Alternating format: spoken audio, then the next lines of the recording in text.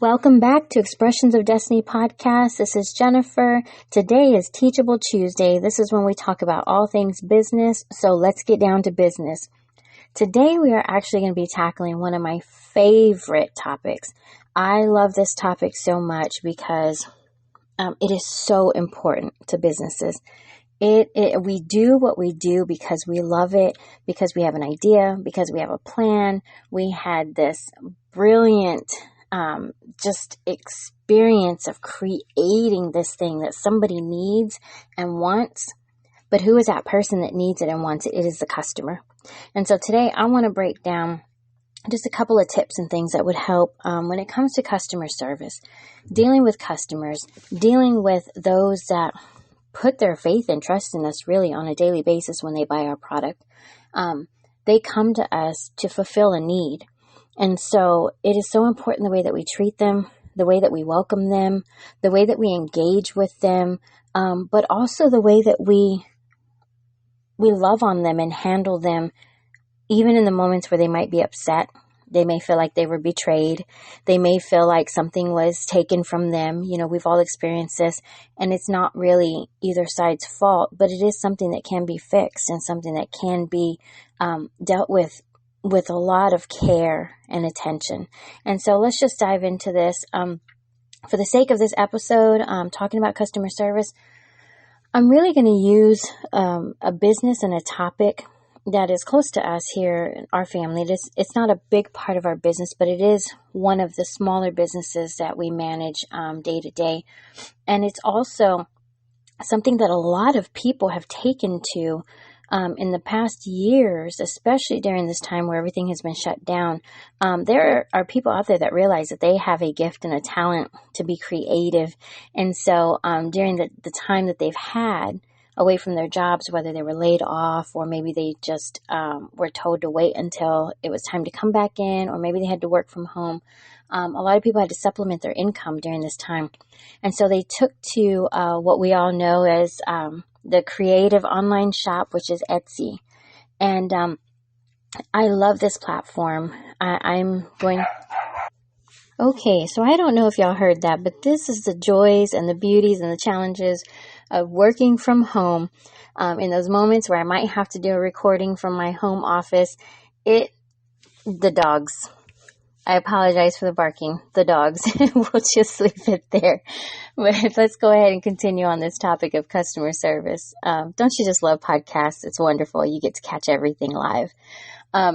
So talking about Etsy and how it has really, really given people an opportunity to express themselves, to be creative, to do things that maybe they never really had time to do or think about doing because they were in a position, where they had to work so many hours at their regular job.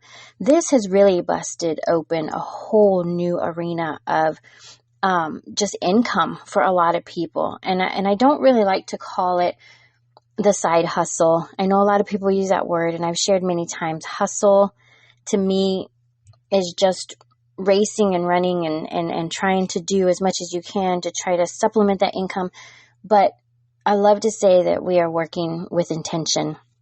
And so I believe a lot of people really discovered their hidden talents and their gifts and their abilities, or really had an opportunity to open up. So we're going to use Etsy because Etsy is one of the things that we do as a family, aside from our employee coaching and customer service training. My daughters and I, we love to run an Etsy store. We have our regular store, and then we have one that's more geared towards them so that they can have their gaming apparel and more positive, t-shirts for young ladies and teenagers and moms. And so I will be referring to a lot of the things that we do within our Etsy store, how we work with our customers, maybe when we've had issues or problems, or when we've just wanted to, interact with them, send our messages to make sure that we're communicating with them. It does take time. But that personal experience is so important, no matter what size your company is. And I believe if we don't start at the ground level, knowing how to give that little bit of extra with every one of our customers, as we grow and we begin to grow too quickly, we forget about that personal element. And it is so important to make them feel like they are so appreciated, for even trusting your business. So that if that means that as you get to that corporate level and you are just, 500 plus employees, considered a large business, no longer a small business, then if you hire people to take care of that end, that's going to be a very important part of your business that is going to help retain those customers while adding new customers and allowing your business to continue to grow with value and intention. So let's go ahead and dive into some of these examples. The first one is to personalize your customer experience. Now, with our Etsy store, the very first thing that we do when we know that we've made a sale is that we immediately send out a message. And it may be, a pre-written message that we send to everybody, but we make sure to personalize it. We make sure to add in their name, make sure to add in their product, whatever it was that they bought, whether it was a t-shirt or a pair of workout leggings or a baby onesie. And we make sure to let them know that we're going to communicate with them all the way through the process.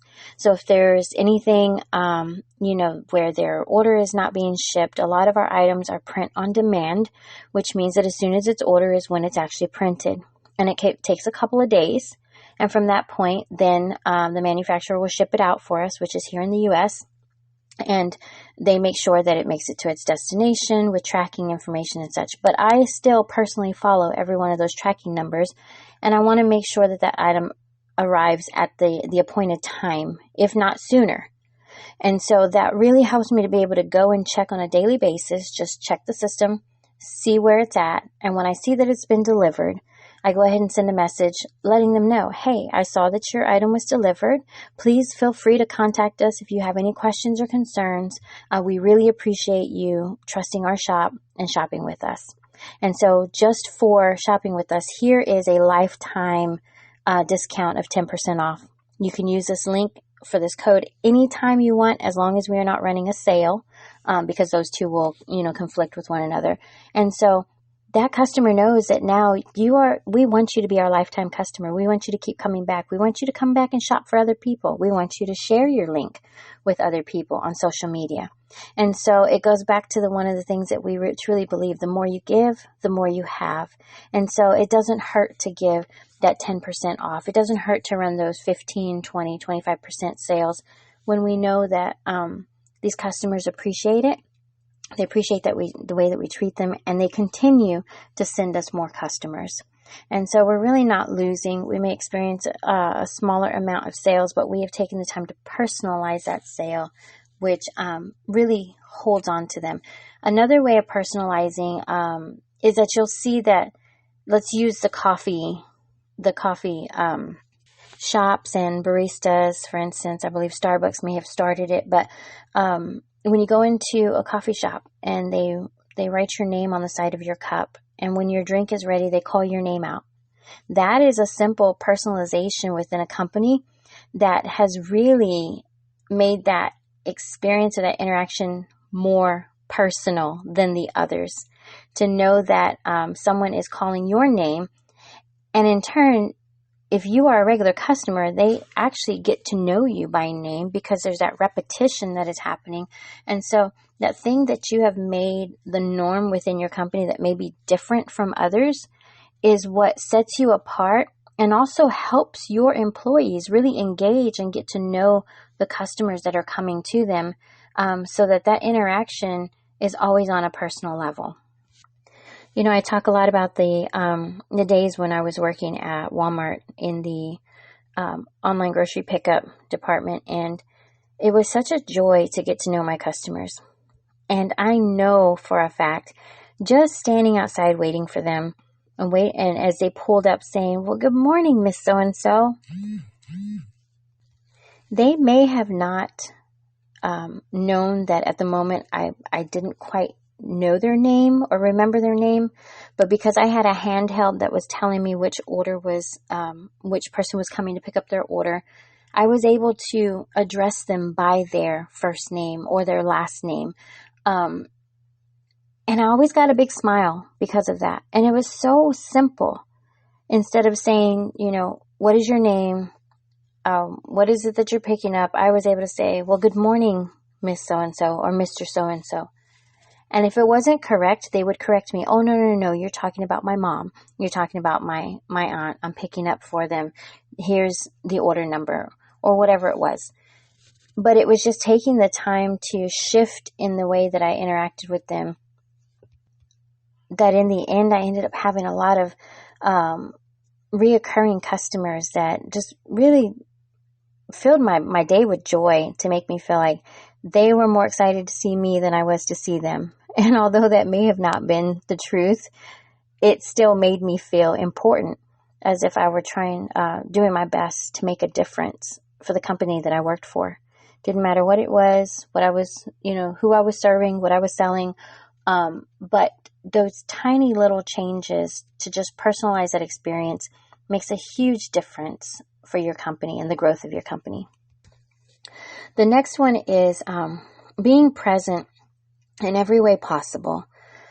Now, I know that as companies have grown once again and have gotten so large, it can be hard sometimes as the owner or the CEO of those companies to really engage with everybody. And that's why it's important to train our team, to interact with them on those personal levels, like we just talked about in the first point. But being present at any opportunity that you possibly can, remembering back in the day when you could walk into a general store or a clothing store and actually see the CEO walking the floors, see the boss, the store manager, interacting with their employees, and even complimenting them in front of the customers, or engaging in a conversation with the customer and the employee, was a huge deal. And so I can't tell you how wonderful it is when I call some of these other businesses, maybe to inquire about a service, or just to offer my services, or whatever it may be. Maybe somebody referred me to them, and I'm just looking forward to networking with them and seeing what I can do to help their company. To actually have the CEO or the store manager or the person that is at the very top still answering that phone and still saying, hello, this is so-and-so, vice president of, and it just shows you a huge difference from that company to many other companies that don't have that same interaction with their people. I believe it is very important for CEOs, and don't take this the wrong way, but CEOs and store managers and supervisors to stay grounded. And when I say grounded, I don't mean, always having to come down to a certain level. They still have to uphold their position and their authority and carry the vision of that place. But every once in a while, be grounded. Come back to where you started, to where you began, because it's in those moments that you really get to impart into the people that are doing the thing today that you did yesterday, and have an opportunity to train them or to teach them something or to remind them of something that has to do with your vision. Those moments are so valuable. They're treasured. And whether you think so or not, they are treasured. There's nothing like having the person who started this whole thing, this whole vision, this whole company, stand there and speak words of wisdom and knowledge of what it is that they've been through to you as an employee, and you be able to receive that and run with it. There is power in those words. All right, this next one is huge. Welcome customer feedback. And I know we all look forward to those reviews. And let me say it even stronger. We all look forward to those positive reviews. We want to hear all the good things, all the wonderful things. Tell us how great we are. Tell us how much you loved our product. Tell us, tell the world what we did for you to make you feel good. But in the same way, we have to be ready to receive those negative reviews and feedback. And we have to receive it with grace. And remembering that we're not perfect. Some days may be harder than others. We may have had a moment. Our employees may have had a moment. And that's okay, because that can be taken and used as a teaching moment. And so I can't tell you how many times I've been cussed out in a drive, how many times I have been told that I don't know what I'm doing. I don't need to be where I'm at. And this is just throughout the years of working retail and other jobs, that it can be trying, and you can get to a point where you really want to snap back. But being able to just take a step back instead of snapping back, let's take a step back and let's say, you know what, let me go ahead and fix this for you. I apologize if it didn't go the way as planned, or I apologize if we didn't have that necessary thing that you needed. I apologize if, your order was incorrect, but let's go ahead and fix that. And having the patience and operating with some grace and extending grace to them as well, because you don't know what that customer has been through throughout the day. And a lot of people will say, well, that's not my problem. And it's not your problem, but you in your position have given yourself to serve that customer. That is your job. And so it doesn't mean that we have to be, knocked around and thrown to the ground and called every bad word in the book, but there is a way to interact and to change that situation.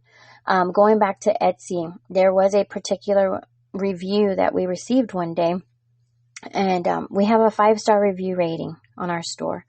Every customer has been so kind and so understanding. We have had orders get lost from the manufacturer, and when I call them up, they are quick to send out another item. No charge, no extra charge to the customer, no extra charge to us. And so I love working with them. But they, as our partner, help us to handle that situation. And our customers are always so grateful. Instead of complaining about it, they're understanding that things like that happen. Things get lost. Maybe they get delivered to the wrong location, the wrong property. But we fix it. Now, in another case, I did have a very negative review saying that our item was not delivered to the person. It never made it. It didn't make it on time because they needed it for a particular event or a trip that they were going on. Also stated that we refused to give them a refund. We refused to send out another pair of these pants that were ordered. And so I very gracefully interacted with the customer and said, listen, we have a return policy. It is way beyond the return policy. You did see that when you ordered it. But on top of that, we always try to make things right. But I also have screenshots and tracking numbers that show and indicate that it was delivered to you way before the date that was expected. And we are now almost 2 months past that date. And so had they contacted me immediately to let me know that it did not arrive, we would have most certainly, even out of our own pocket, ordered another pair for that customer and had it sent to them. Now, going back and forth, showing the proof of what we had and saying, in every case, we always try to make things right. But you did not contact us. She ended up still leaving somewhat of a skewed comment, but she changed it to a 5-star. And so, I just told her I appreciate you understanding, and we hope that you'll continue to shop with us in the future and give us another try. And so that interaction right there really made a huge difference because we knew we hadn't done anything wrong. On her side, we don't know why the item, for some reason, didn't make it to her, although it did make it to the address. But we had to kind of navigate through that a different way. And in the end, we were able to leave it as it was and say, okay, we still got a 5-star review. So things like that can be worked out. We don't have to run from the negative feedback. We don't have to, clench our teeth and hope that we don't have to deal with somebody who is difficult or, maybe just not happy at the moment. But there is a way to get through those. And it's just remembering who you are as that owner, that business owner, that store owner, whatever it is that you provide, the service, and knowing that sometimes we may have to take a loss. It's not always our fault, but, what is it that we're trying to relate to that customer about our business? Because they are a lot of our marketing. they're a lot of our word of mouth. And so as long as they leave happy, we continue to get more business. We continue to be able to serve more people. Okay, this next one is hiring individuals that have superb skills. That can be a tough one because we don't really know exactly what all of our employees are capable of. And I teach that on a whole other section of our training.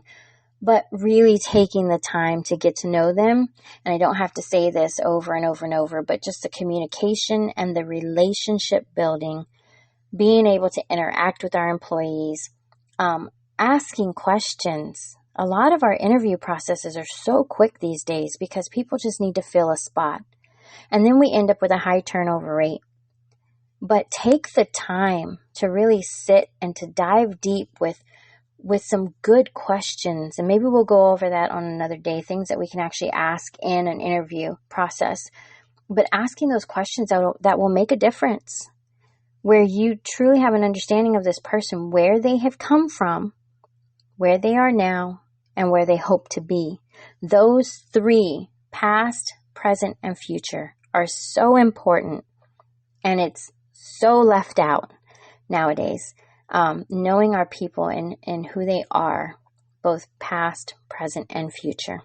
So I'm going to leave that one right there because there's a whole lot more that we can go into, but getting those employees in place that you want to work for your company, that is a very important point. Okay, the next one is knowing your product inside out.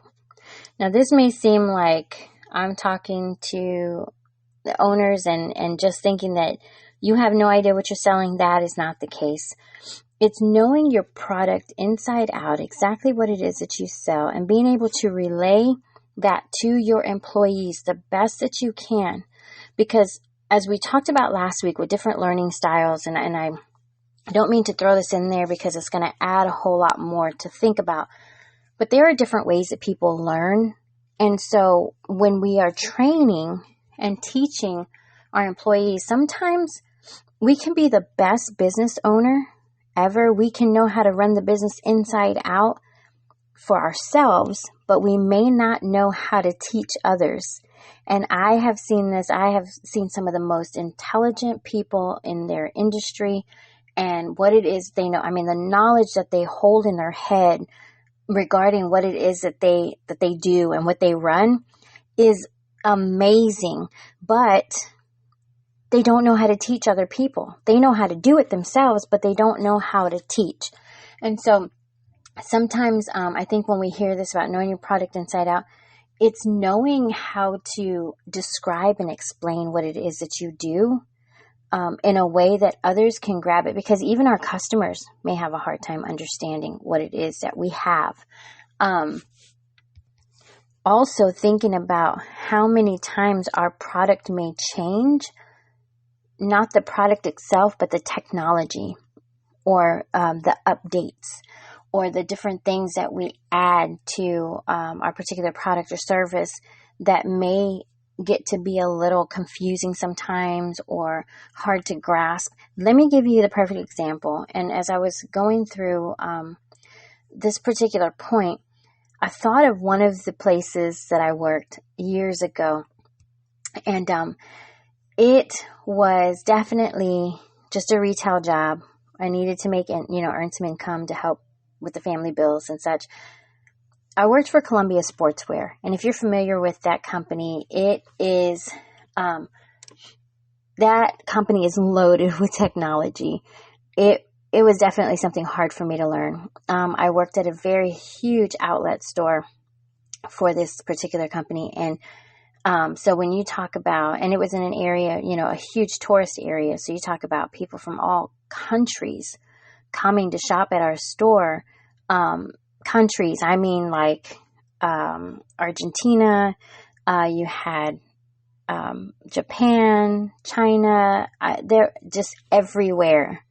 We had customers from everywhere.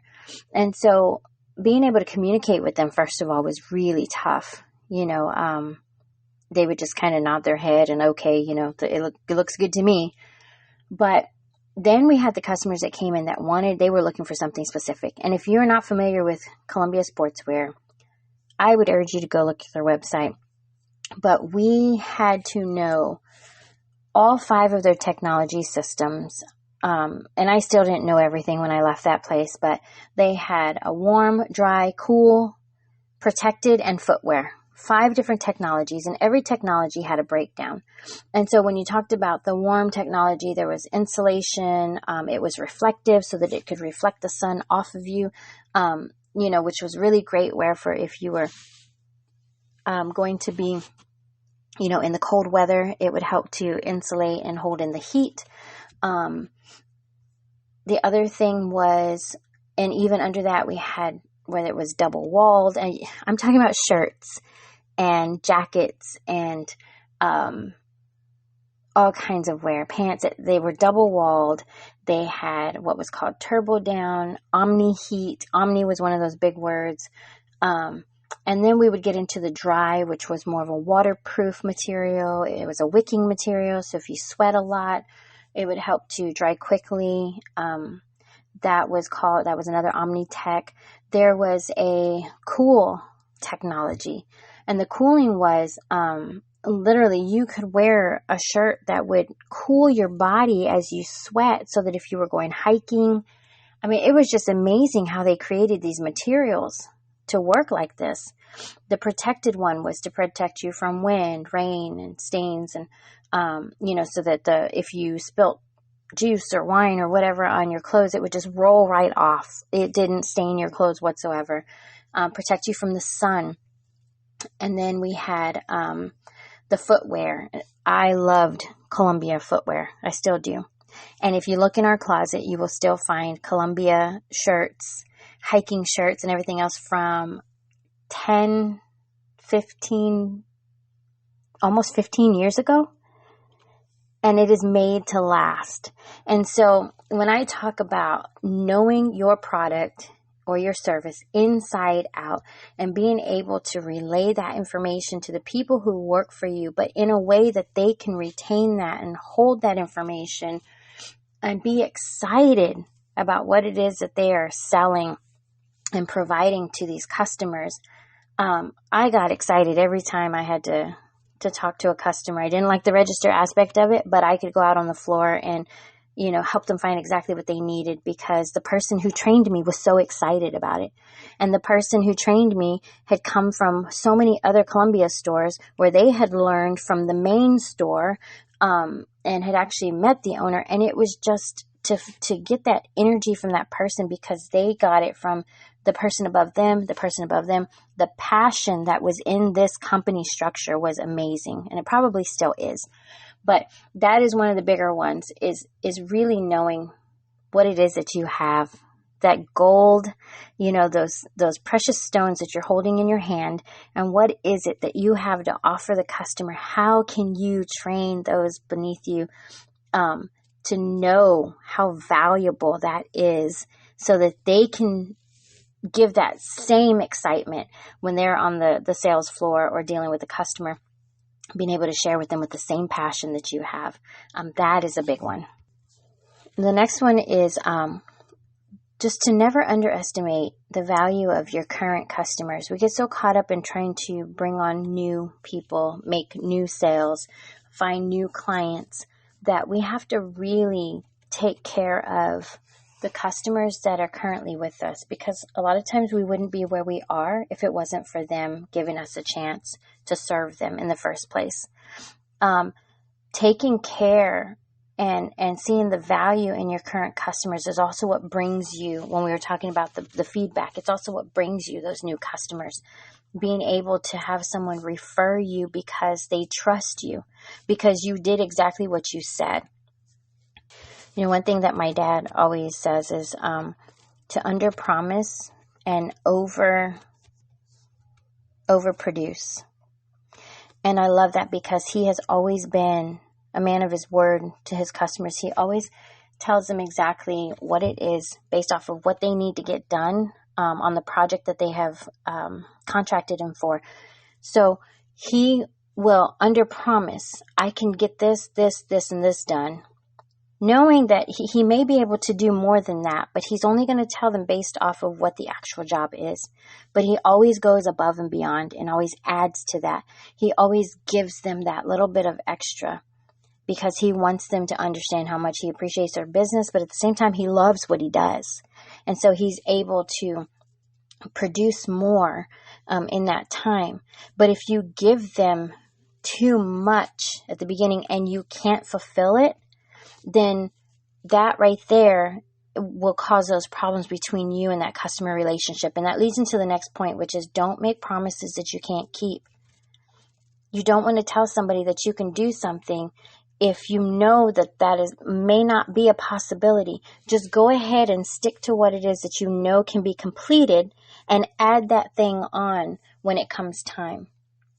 When it's time to really finalize that project, overproduce, give them that extra. It goes back to that principle that I stand by. The more you give, the more you have. So the more you give to your customers, you're not losing anything. You're giving them value. You're giving them something that another company couldn't have given them. And so when you don't make promises that you can't keep, you promise to do what it is that you said you're going to do, but you offer more value and you give more to them, then how much more are they going to, first of all, appreciate who you are, give you that positive feedback, refer more customers, and call you back for another job. And I have seen that time and time again with my dad. He has so many repeat customers. I mean, they are consistently calling on him with whatever project they need done in their home because of who he is and what he offers and how he produces what he says he's going to do. I cannot say enough about that. Also, another way to look at that, don't make promises that you can't keep, is someone comes to you and asks if you can get something done or finalize, or they want to know why something wasn't done, and you're answering them. Even if you don't know the answer to their question, don't offer up information that you're not sure about. It is okay to stop and say, you know what, I'm not quite sure about that, but let me go find out. Or let me check on that and I'll get back with you. And then keep your word and get back with them. But don't give them a canned answer. Don't give them, some type of information just to brush them off or shoo them away. But take the time to be honest. I'm not quite sure.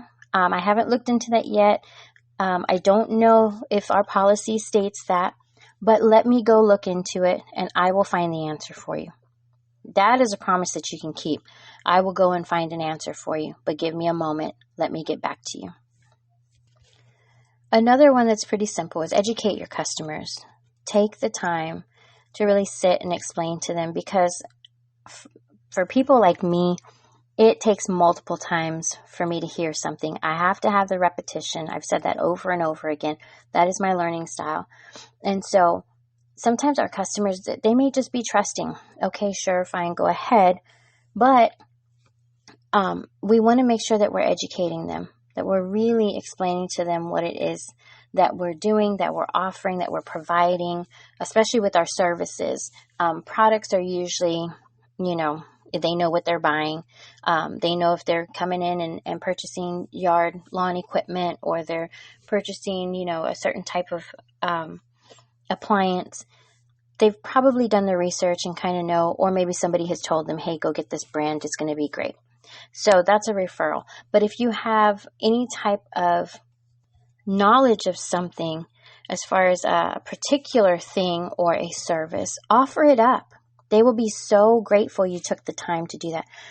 One of the examples I can use is we love going to one of the local farmers markets that has a nursery.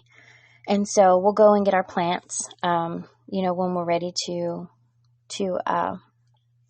get our garden in order for the year. And we love looking at fruit trees. Now, if you go to a nursery here in Florida, you're going to find orange trees galore. You're going to find that they are not just regular oranges. They're going to be mandarin oranges, pineapple oranges, navel oranges. Oh my goodness, there's oranges that are have lime in them. It's just amazing how many different variations of oranges there are. Or you might want a plain mango tree, and you're going to find out there's going to be so many varieties of mango. And it really matters because some mangoes are more fibrous than others, and some people don't like eating mangoes that have fibers.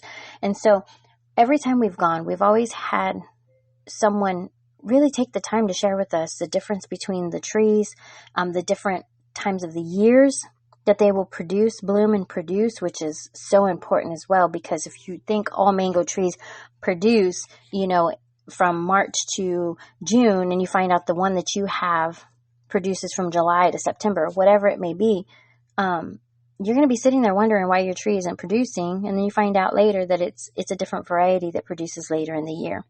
So that's one of the things that we so appreciate, the people that are out there every single time, taking the time to really educate us on what it is that we're buying.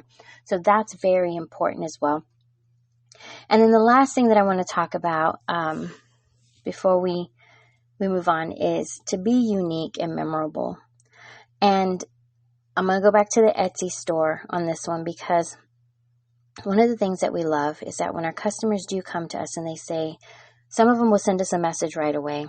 We have a couple of things on our store that are pirate themed. We went on several Disney cruises over the past years, right before the pandemic hit. And so, people who go on Disney cruises know that there's a pirate theme going on there. They're going to have the pirate party at night and everything else. And so we have a couple of things that are themed that way. And so people will comment and they'll say, oh my goodness, I love these pirate pants or leggings. I want to make sure that they're going to fit because I'm getting ready to go on a Disney cruise. When I see those words, I light up and I just want to interact with them as much as possible with whatever they need. And I personalize it and I make it memorable because they always come back and appreciate that. And I'll say, oh yes, let's go ahead and look over the size chart. If you can do a quick measurement at home, I can help you try to pick the one that you think might, that we may think will fit the best. And I really hope you enjoy your Disney cruise. That is one of our favorite things to do. We've been on several and you are going to have such a great time.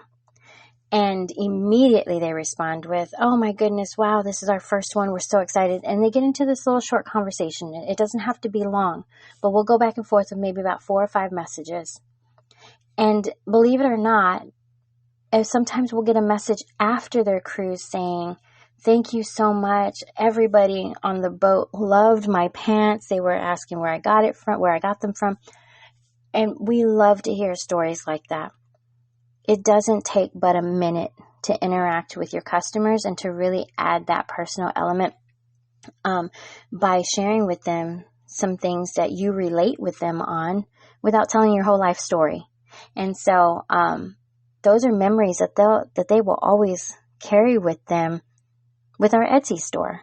And that's such a wonderful thought, to have. We can do that with all of our businesses. We can do that with whatever product it is that we have or service. We can build those memories and those unique moments with our customers. It may not be with all of them, but with the ones that we do have that opportunity, grab hold of it and take it, because they are going to remember that for a very long time. And so, y'all, there are so many other things we can talk about with customer service. I know I've shared some of my personal experiences with different customers and different moments that I've had with them in the past episodes. And maybe we can revisit some of those on another episode here in the future. But I really hope that what was shared today is something that will help you in your business, just to remember how important our customers really are. They are not just a customer. They're not just a number. They are a face and a heart that trusts us, whether we know their name or not. We may know some of them and some we may never see again, but they are still so important. Why? Because they invested in us. They invested in our vision, in our dream, in the thing that we created. And so wouldn't you think that we should give them some of that love back, especially because they trusted us? And so that is it for me today, you guys. We will meet back here on Friday for Faith-Filled Friday, another Teachable Tuesday episode next week. You guys have a wonderful day. God bless.